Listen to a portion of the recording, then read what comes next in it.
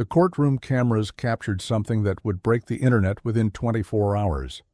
Karen Westbrook, a 340 lb woman with a history that would make your blood boil, sat in a plaintiff's chair with tissues clutched in both hands, her face contorted into what looked like genuine anguish as she prepared to tell Judge Judy about her traumatic experience at a local gym. The tears began flowing right on cue, streaming down her flushed cheeks as her voice cracked with manufactured emotion. She pressed a trembling hand against her chest, her shoulders shaking as she gasped for air between sobs. The audience watched with growing sympathy. Several women in the gallery dabbed at their own eyes, clearly moved by this display of raw vulnerability. But Judge Judy's expression remained absolutely frozen, her sharp eyes locked onto Karen's face with the intensity of a predator studying prey. What happened in the next 3 seconds would expose the most brazen courtroom performance in television history and turn Karen Westbrook into the most hated woman on the internet overnight. Before those fake tears even had time to dry, Judge Judy would deliver a call-out so savage, so perfectly timed, so absolutely devastating, that it would be replayed over 80 million times across every social media platform imaginable. This wasn't just another case of someone lying in court. This was the complete and total destruction of a woman who had turned fake victimhood into a 6-figure career, a professional scammer who had perfected the art of weaponizing tears to destroy innocent small business owners. Karen Westbrook had won this game 6 times before, walking away with over $100,000 in fraudulent settlements by playing the discrimination card and sobbing her way to victory. She had destroyed 3 businesses, bankrupted 2 families, and ruined countless reputations with nothing more than crocodile tears and a victim narrative she could turn on and off like a light switch. Today was supposed to be her biggest payday yet, a $50,000 lawsuit against a struggling gym owner who had committed the unforgivable crime of enforcing his membership contract. Karen had studied her previous performances, practiced her breakdown in front of mirrors, and walked into Judge Judy's courtroom with the unshakable confidence of someone who had never faced real consequences for her manipulations. But Karen Westbrook had made one catastrophic miscalculation that would haunt her for the rest of her life. She assumed that Judge Judy was just another authority figure who could be manipulated with tears and sympathy, another obstacle that could be overcome with a good enough performance. She had no idea that Judge Judy's research team had spent the previous week digging through her entire litigation history, uncovering a pattern of behavior so calculated and predatory that it would shock even the most cynical courtroom observers. She had no idea that every sob, every theatrical pause, every trembling hand gesture was being analyzed by a legal mind that had crushed 20,000 cases before breakfast. She had no idea that her Oscar-worthy performance was about to be destroyed in exactly 3 seconds, and that the humiliation she was about to experience would become legendary in the annals of courtroom television. Before we show you the exact moment Judge Judy catches Karen in the most obvious lie ever told on national television, you need to hit that like button right now, because what you're about to witness will restore your faith in justice and make you question every crying person you've ever believed. Subscribe to this channel immediately, because Judge Judy's 3-second takedown is just the opening act of a complete systematic destruction that will leave Karen sobbing real tears of humiliation instead of her usual manufactured performance. Trust me when I tell you that what happens in this courtroom will make you want to stand up and applaud. And the aftermath of this case will prove that karma doesn't just exist. It has perfect timing and no mercy for professional victims who make a living destroying innocent people. The stakes of this case couldn't have been higher for everyone involved. On one side sat Robert Chen, a 47-year-old immigrant who had spent the last decade building his dream of owning a small fitness center. He had invested every penny of his life savings into FitLife Gym, a modest facility in a working-class neighborhood where he offered affordable memberships to people who couldn't afford the fancy corporate chains. Robert employed 3 staff members, all single mothers who depended on their paychecks to feed their families. He operated on razor-thin profit margins, reinvesting most of his earnings back into equipment and facility improvements. He was the kind of small business owner who remembered every member's name, who stayed late to help people learn proper form, who gave free memberships to seniors on fixed incomes. His gym wasn't just a business, it was a community center where neighbors became friends and strangers became family. But Karen Westbrook was about to destroy everything Robert had built, with nothing more than fake tears and a discrimination lawsuit that had absolutely no basis in reality. On the other side sat Karen Westbrook, and her story was something entirely different. At 52 years old, Karen had discovered that her size could be weaponized for profit in America's litigation-happy culture. Over the past 3 years, she had filed 6 separate lawsuits against small businesses, and she had won or settled every single one of them using the exact same playbook. Karen's first victim had been a small, family-owned restaurant in the suburbs, where she had demanded to be seated at a specific booth, despite the hostess explaining it was reserved for a party of 6. When the manager politely asked if she would be more comfortable at a larger table that could accommodate her size more easily, Karen had exploded into a theatrical meltdown that would set the template for her future scams. She collapsed into sobs right there in the crowded dining room, wailing about discrimination and body shaming, while other diners watched in horror. She posted scathing reviews on every platform imaginable, created multiple fake accounts to amplify her claims, and threatened to contact local news stations about the restaurant's discriminatory practices.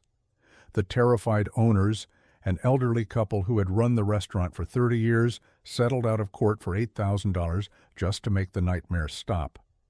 Karen had discovered gold, and she was just getting started with her systematic destruction of small business owners who couldn't afford prolonged legal battles. Her second target was a boutique clothing store where she had tried on multiple items and become enraged when nothing fit properly.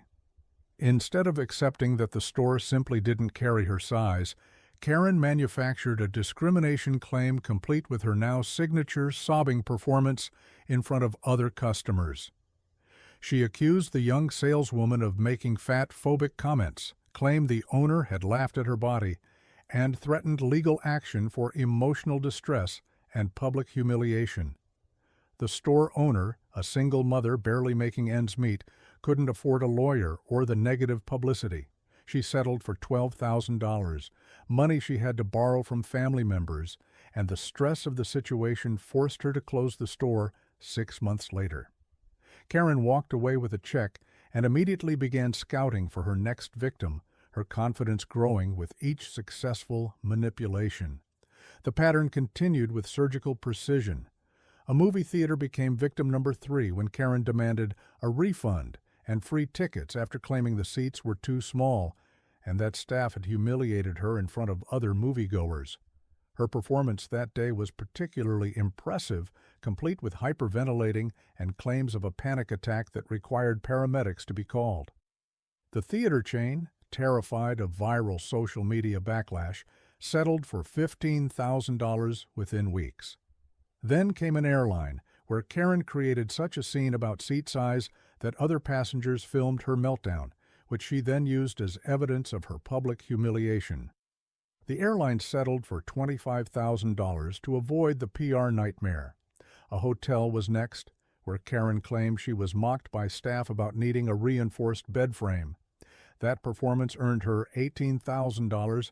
Finally, a car dealership became victim number 6 when she claimed a salesman had made jokes about whether vehicles could support her weight during a test drive. She walked away with $22,000 from that settlement. In just 3 years, Karen Westbrook had extracted over $100,000 from small businesses and corporations using nothing but fake tears, manufactured outrage, and the very real fear that companies have of discrimination lawsuits in modern America. She had perfected her craft to the point where she could cry on command, where she knew exactly which words would trigger maximum sympathy, where she understood that the threat of viral social media exposure was often more powerful than any actual legal case. She had become a professional victim, and business was booming. Karen had even started giving advice to others online, posting in forums about how to maximize settlement payouts and which types of businesses were most likely to settle quickly. She bragged to friends about her supplemental income, calling it her retirement fund. She studied each case like a method actor preparing for a role, practicing her breakdowns, and timing her tears for maximum impact. She had convinced herself that she wasn't really doing anything wrong, that these businesses deserved to be punished for not being more accommodating, that she was actually performing a public service by forcing companies to be more sensitive. But her confidence had made her sloppy. She used the same lawyers for multiple cases. She posted about her victories on social media using her real name. She told the same stories with only minor variations.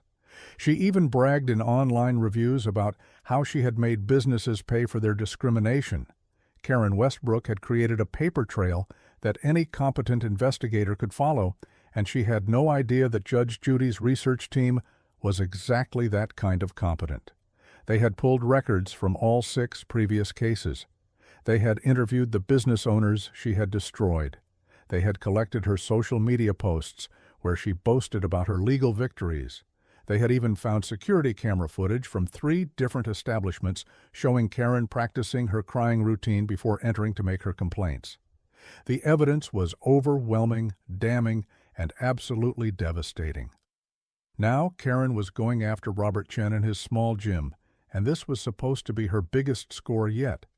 She had joined FitLife Gym with a monthly membership that included a standard cancellation clause requiring 30 days' notice and a small processing fee. Karen attended exactly twice in her first month, never came back after that, and then 2 months later decided she wanted to cancel without paying the required fee. When Robert politely but firmly explained that the contract she had signed required the cancellation fee, Karen saw opportunity instead of obligation. She immediately shifted into victim mode, claiming that Robert had looked at her with disgust, that he had made comments about her body, that his tone had been discriminatory and hateful.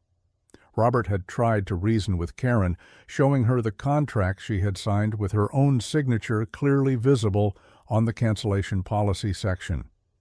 He explained that he enforced this policy equally with all members regardless of size, age, or any other factor.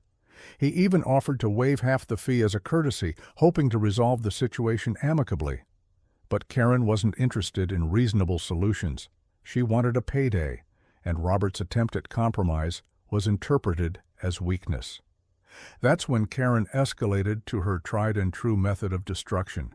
She collapsed on the gym floor in the middle of the afternoon when the facility was packed with members, screaming about discrimination and body shaming while sobbing uncontrollably. Several members pulled out their phones and started recording, which was exactly what Karen wanted. She made sure her performance was loud enough and dramatic enough that everyone in the building could witness her victimhood. She clutched her chest and wailed about emotional trauma, about being triggered, about how Robert's cruelty had destroyed her mental health and self-esteem. The damage to Robert's business was immediate and catastrophic. Karen posted the member-recorded videos across every social media platform, editing them to remove all context and make it appear that Robert had viciously attacked her for no reason.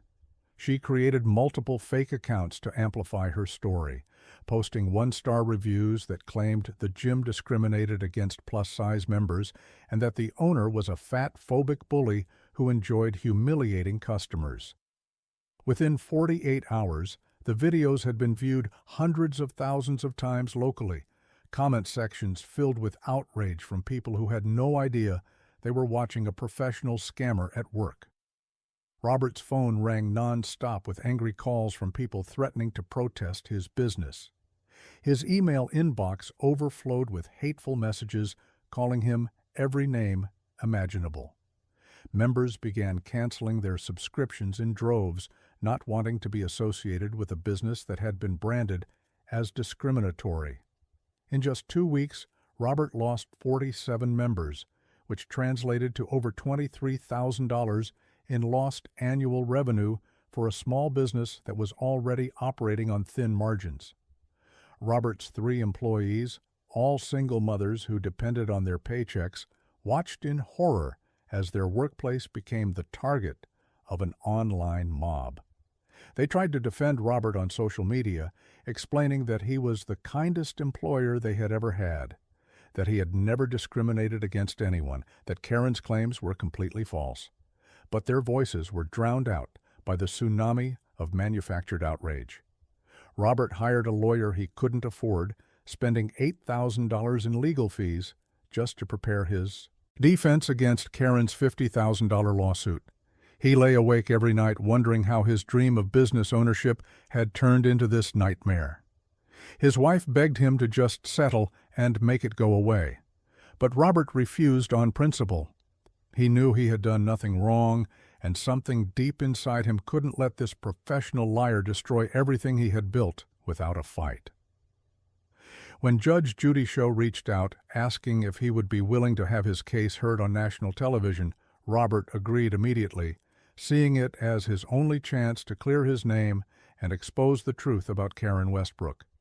Karen, meanwhile, was absolutely thrilled about the Judge Judy opportunity. She told friends this would be her moment of ultimate vindication, her chance to expose Robert's discrimination to millions of viewers and secure the largest settlement of her career. She spent weeks preparing for her performance, practicing her crying routine 47 times until she could produce tears on command within seconds. She studied previous Judge Judy episodes, taking notes on what seemed to generate sympathy from the judge and audience.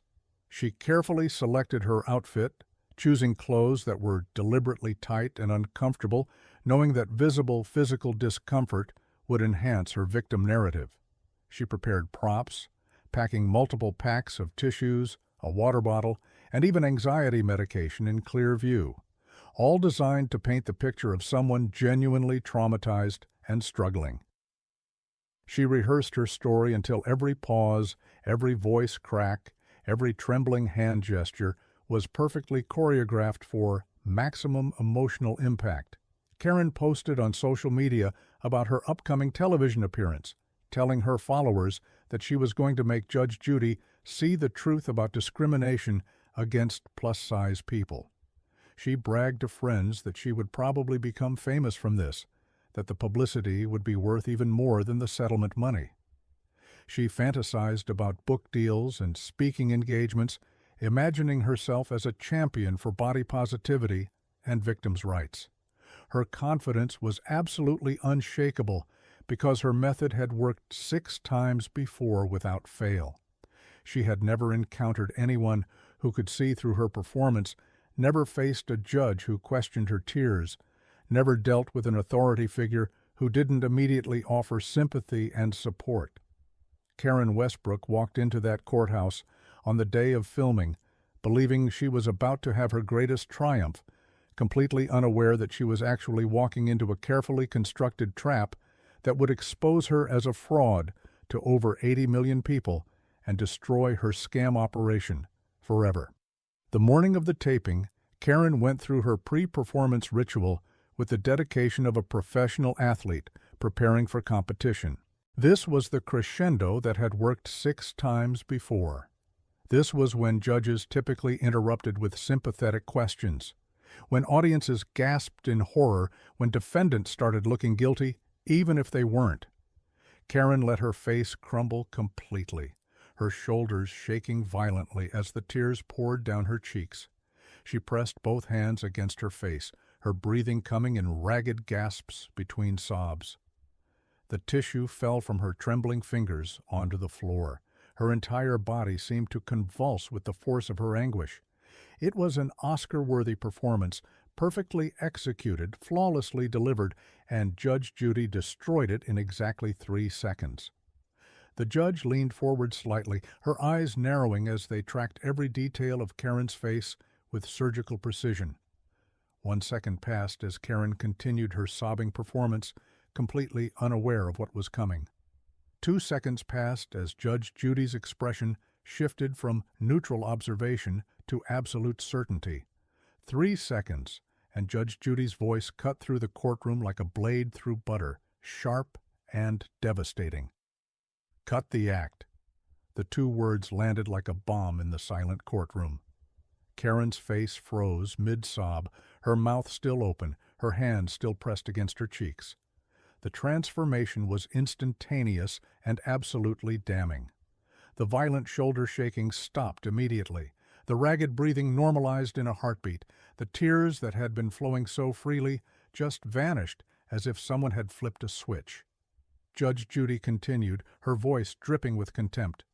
"Those aren't real tears, Ms. Westbrook. That's baby oil you rubbed under your eyes before walking in here. I've been watching you fake cry for the last 90 seconds, and I haven't seen a single genuine tear reach your chin. Your shoulders are shaking, but your breathing hasn't changed. Your voice is breaking, but your eyes are bone dry. I've seen better acting in elementary school plays." The courtroom erupted in gasps as the full weight of the call-out hit everyone simultaneously. Karen's carefully constructed facade crumbled in real time as millions would later watch on replay. Her hands dropped from her face, revealing an expression of pure shock and horror. The color drained from her cheeks, leaving her looking pale and sickly under the courtroom lights. Her mouth opened and closed repeatedly like a fish out of water, but no sounds came out. She reached down to grab the tissue she had dropped, but her hands were shaking so badly now with genuine fear that she couldn't pick it up. The audience members who had been sympathetic moments earlier now looked disgusted, realizing they had almost been manipulated by a professional scammer. Robert Chen sat in stunned silence, hardly daring to believe what he was witnessing. Karen tried desperately to recover, her voice coming out as a strangled whisper. "Your Honor, I'm just nervous. The cameras, the pressure. I'm not faking anything. I swear." But Judge Judy was just getting started with her systematic destruction of Karen's credibility and criminal operation. "Don't insult my intelligence," Judge Judy said, each word landing like a physical blow. She opened a thick folder that had been sitting on her desk, marked with Karen's full legal name. "Before you dig yourself any deeper, Miss Westbrook, let me tell you what I know about you." Karen's face transformed from shock to absolute terror as she realized that this wasn't going according to plan at all. Judge Judy began methodically laying out Karen's entire history of fraudulent lawsuits, case by case, victim by victim. She described the restaurant incident in detail, including the settlement amount. She revealed the clothing store scam, complete with the owner's testimony about being forced to close her business. She exposed the movie theater performance, the airline meltdown, the hotel fabrication, and the car dealership con. With each revelation, Karen seemed to shrink further into her chair. Her earlier confidence completely evaporated.